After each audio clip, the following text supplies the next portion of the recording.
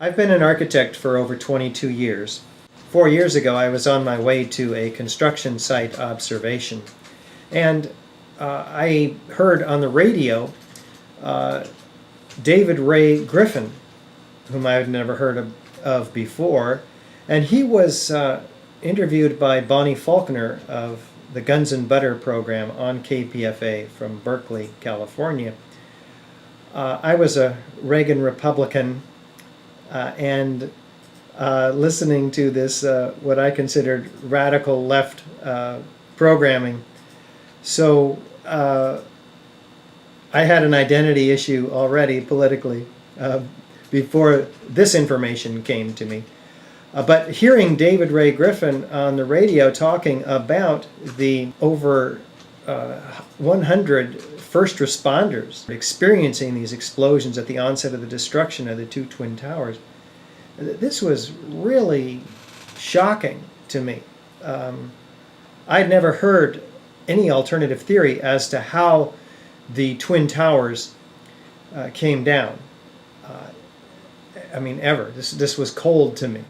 Dr. Griffin was also discussing all the other evidence for controlled demolition of the Twin Towers, as well as Building 7, which I had never heard about at all. So this was just shocking. I was so moved by this experience, I had to pull my car over, realizing I wasn't going to have enough time to actually listen, and I sat there and listened for another half an hour in my car to this. I figured either this is a complete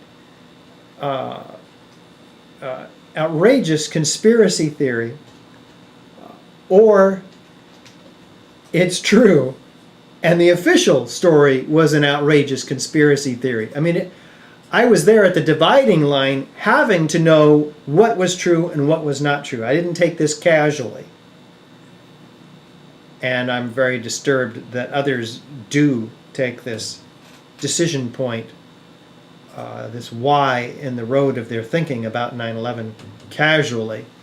But I needed to know the truth. I'm an architect. These are buildings.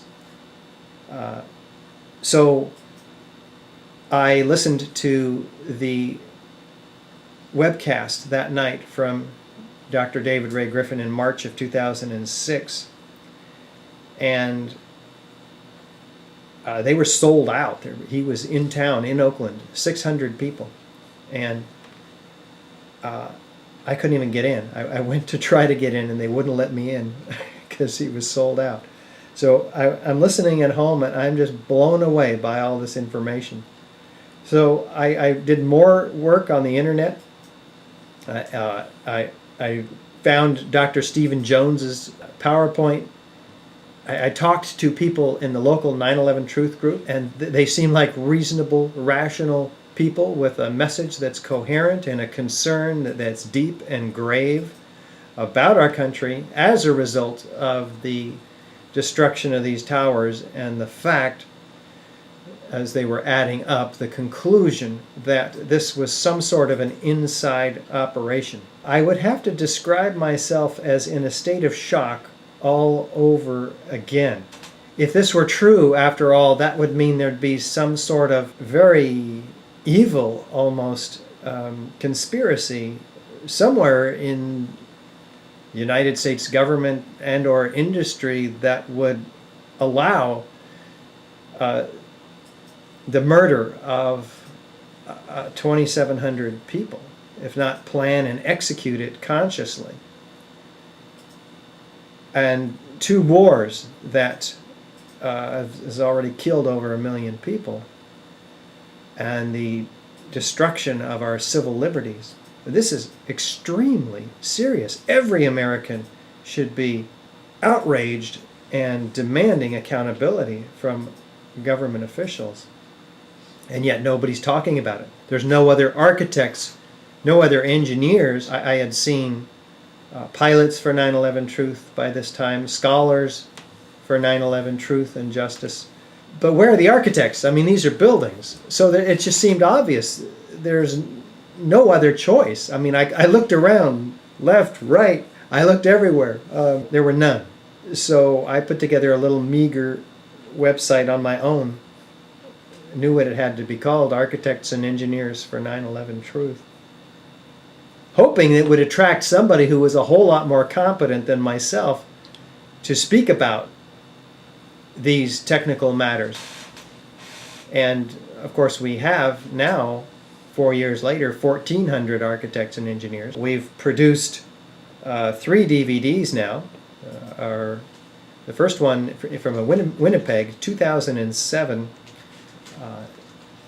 9/11 Blueprint for Truth, The Architecture of Destruction. We're now producing 9/11 Explosive Evidence, Experts Speak Out, where we've interviewed 45 of our top architects, engineers, high-rise architects, structural engineers, chemical engineers, physicists, and many others with relevant experience, including explosive demolition. We're hoping to get World Trade Center 7 on PBS television all across the country in 5-minute segments, which will air 500 times. We have spoken now throughout the country and around the world 170 times in 17 countries altogether.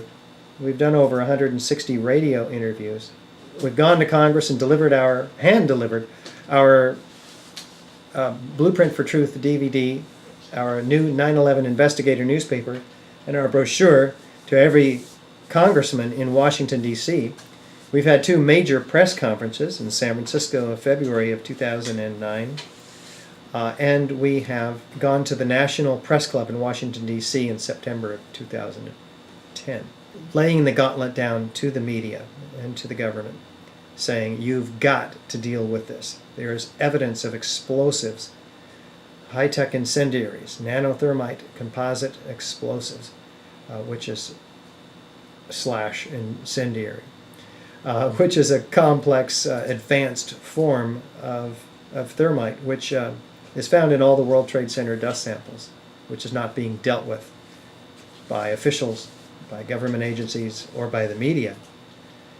So this has become our mission, to get the word out, to wake up people to what happened, that they've been lied to, that 9/11 was some sort of an inside operation, apparently. After all, Al-Qaeda didn't have access to these highly secure buildings. Twin Towers and Building 7, the 3rd worst structural failure in modern history that architects and engineers seem to know nothing about, collapses at free fall acceleration. In just 6.5 seconds, it's gone. So we've got a lot more work to do.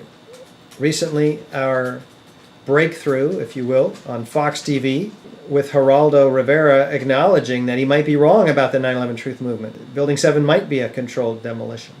After all, 1,400 architects and engineers must know something he doesn't. This is a startling omission. So let's continue the work. We have an extraordinary amount of work yet to do to wake up the critical mass of Americans who will turn the tide and make people aware that this particular false flag operation against the American people and blamed on terrorists has wreaked havoc, and the next one will wreak even more havoc if we don't wake up. So let's do everything that we can. Send the ae911truth.org link to every architect and engineer that you can find, and everybody else that you know. You can do that sitting in front of your own home computer. There's much more that you can do. You can be out in the streets.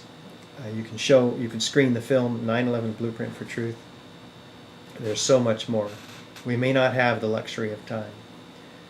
So let's do everything we can to band together and create a groundswell of public outrage, demanding a new investigation of these 3 World Trade Center high-rise collapses.